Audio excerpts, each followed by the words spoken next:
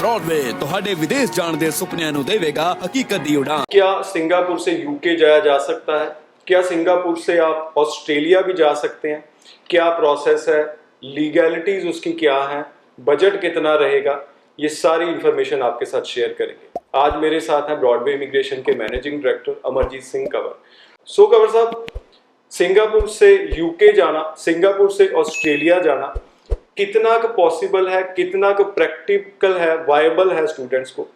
देखिए, सिंगापुर सबसे बड़ा बेनिफिट ये होता है कि आप वहाँ पर विदाउट आइलेट्स जा सकते हो, लंबे गैप्स के साथ जा सकते हो, जो सिंगापुर का फॉर्मेट है।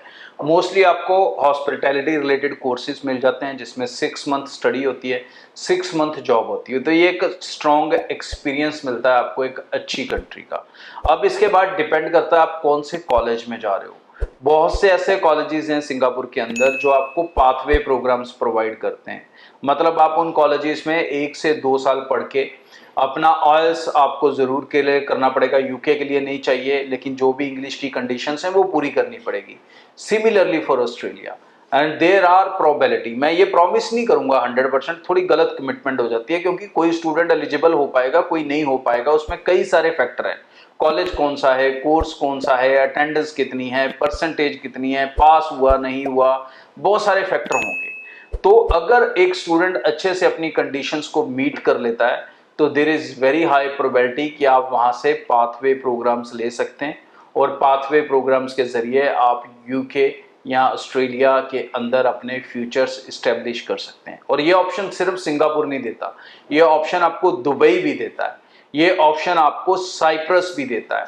तो ये 3 कंट्रीज इसीलिए फेमस है क्योंकि यहाँ पर स्टूडेंट जा रहा है और यहाँ से फिर वो आगे के लिए अपना रूट बना लेता है कहीं पर भी। मैं ये नहीं कहता कि सिर्फ यूके या ऑस्ट्रेलिया, कई बच्चे वहाँ से जापान चले जाते हैं, कई साउथ के एरिया चले जाते हैं, कोई न्यूजीलैंड चले जाता है, कोई यूएस चले जाता है, खासकर दुबई से। तो ऐसी बहुत सी पॉसिबिलिटीज़ हैं जो आप इन कंट्रीज में जाके क्रिएट कर सकते हो अगर आप यहाँ से डायरेक्टली एलिजिबल नहीं हो उन मेन कंट्रीज के लिए। तो आप अपने जीवन को कहीं ना कहीं तो संघर्ष में डालना पड़ेगा। तो अगर आपने अच्छे से अपनी स्टडी को नहीं किया यहाँ पे, या उसमें डिस्टर्बेंस होगी किसी भी कारणवश, तो उस ट्रैक से जो हम उतर चुके हैं उस ट्रैक पे दोबारा चढ़ना पड़ेगा। तो ये कंट्रीज आपको हेल्प करती हैं कि आप उस ट्रैक में वापस आ सकते हो और वहाँ से फिर आगे अपनी एक मंजिल की तरफ कदम बढ़ा सकते हो।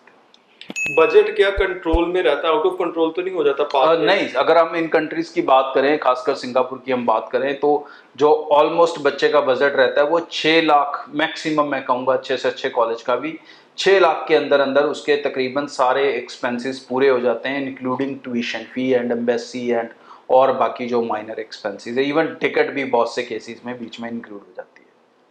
आप भी यूके या फिर ऑस्ट्रेलिया प्लान कर रहे हैं तो ब्रॉडवे की टीम को कनेक्ट कर सकते हैं फर्दर इन्फॉर्मेशन के लिए। बहुत बहुत धन्यवाद, थैंक यू।